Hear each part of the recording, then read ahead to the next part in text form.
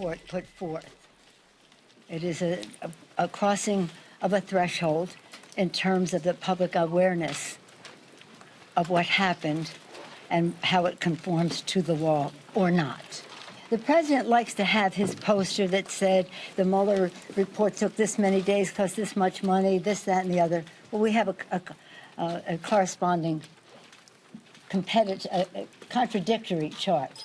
Mueller investigation by the numbers. $40 million recovered for the U.S. government. Remember, he said how much it would cost? Less than that.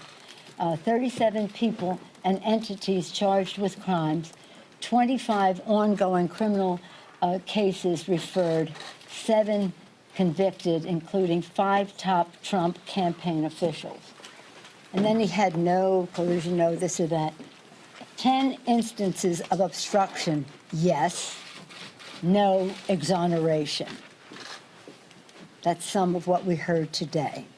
I just want to go to another point, that at the same time as we're on this path of the Mueller investigation, to recognize that the Mueller investigation was prohibited from looking into the president's finances. And that is what our committees of jurisdiction have been doing.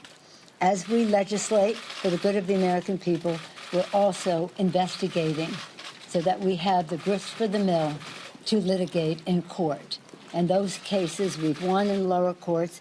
They, of course, appealed. We feel strongly about our position, about the position of Article 1, the legislative branch having the right to have oversight over every other branch of government. But that's important because it means we can get the information to show the American people what the obstruction of justice was further all about.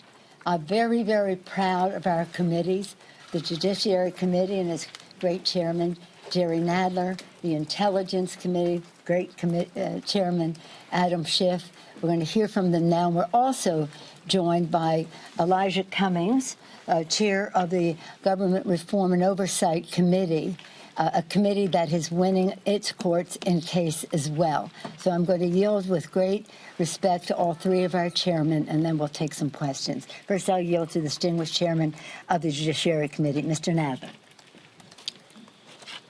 Thank you, Madam Speaker. Today, the American people heard directly about what the special counsel investigation uncovered as to Russia's interference in the 2016 election and the president's cooperation with it and obstruction of justice. Mueller made clear that the president is not exonerated. Mueller found evidence of obstruction of justice and abuses of power by the president. He said, the report said the president could be indicted for obstruction of justice after he leaves office.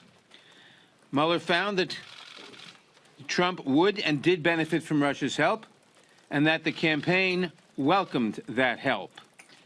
Mueller found multiple instances where all 3 elements for charging criminal obstruction of justice were met. Trying to fire the special counsel in order to stop the investigation, trying to have people lie and cover up for him for the same purpose, trying to limit or impede or constrict the special counsel's investigation, trying to tamper with witnesses, cooperating with investigators. All of these were found with great evidence. President Trump went to great lengths to obstruct this special counsel's investigation. Anyone else who acted in this way, if they were not the sitting president, would face criminal prosecution, would face indictments. Only the Office of Legal Counsel's opinion that you cannot indict a sitting president has saved or is saving the president from indictment, because all the elements of these crimes were found with substantial evidence, and the people have now heard this. The president's chant of no obstruction is nonsense. His chant that he's been totally exonerated is a simple lie. First of all, I want to thank Director Mueller for a lifetime of service to the country. From his days as a young Marine in Vietnam, through his decades of service as a prosecutor, as the director of the FBI, and through his service as special counsel, this nation owes him an enormous debt of gratitude. So, Director Mueller, I want to thank you personally for all of your service. Today, the Director outlined in powerful words how Russia intervened massively in our election, systematically in a sweeping fashion, how during the course of that intervention they made multiple approaches to the Trump campaign, and far from shunning that foreign involvement in our election, the Trump campaign welcomed it, made full use of it, put it into its communications and messaging strategy, and then lied about it. Lied about it to cover it up, lied about it to obstruct the investigation into that very attack on our democracy. Part of what I found so powerful about his testimony today was not just when he was asked about the law, but when he was asked about the ethics, the morality, the lack of patriotism of this conduct. And perhaps one of the most chilling moments, I think, in our committee was when he expressed the fear that this become the new normal. And, of course, I think what is animating that fear of the Director, what certainly animates it for me, is the fact even after the nightmare of the last 2.5 years, the President of the United States will still not forswear receiving foreign help again. That to this point, the President still continues to call this Russian attack on our democracy a hoax, something that Director Mueller today directly refuted. That he still calls a witch hunt, something that the Director Mueller today directly refuted. And so we go into this next election more vulnerable than we should be. We can't control completely what Russia does, although we must do everything we can to harden our election defenses, to make sure there are paper trails, to make sure that we deter and disrupt any kind of Russian intervention. But we cannot control that completely, but we can control what we do. And Director Mueller made it clear in no uncertain terms that it's up to us whether we act ethically and patriotically, whether we refuse to be a party to a foreign attack on our democracy. And once again, I thank him for his service. Thank you. Thank you very much. I first want to applaud Chairman Nadler, and who heads our Judiciary Committee, and certainly our Chairman of our Intelligence Committee, for what they did today in their committees. What they did was paint a picture for America.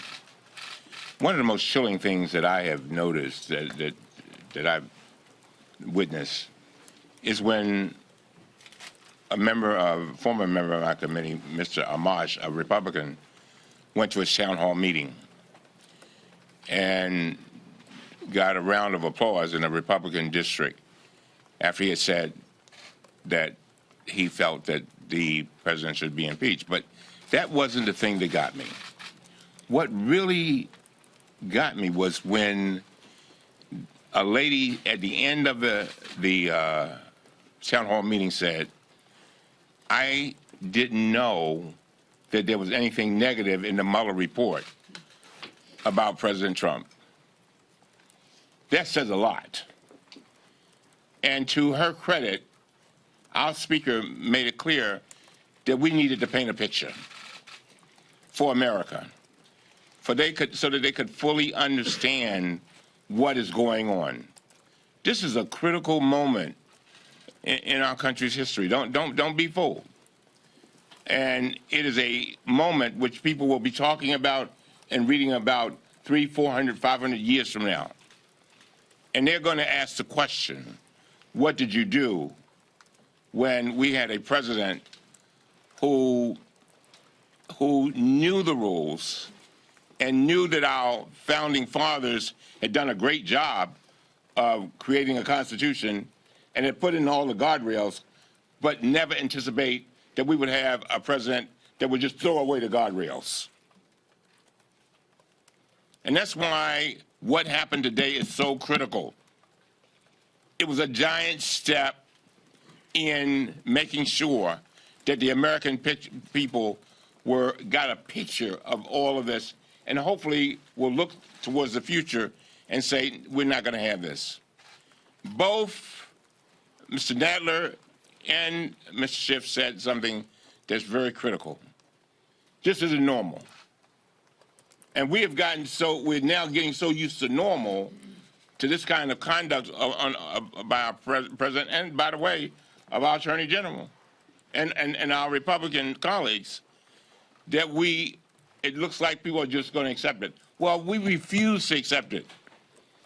And then in my committee, we constantly, and I know Schiff and Nadler have heard this, people say, oh, you're just messing with the president because you don't like him. It's not about not liking the president.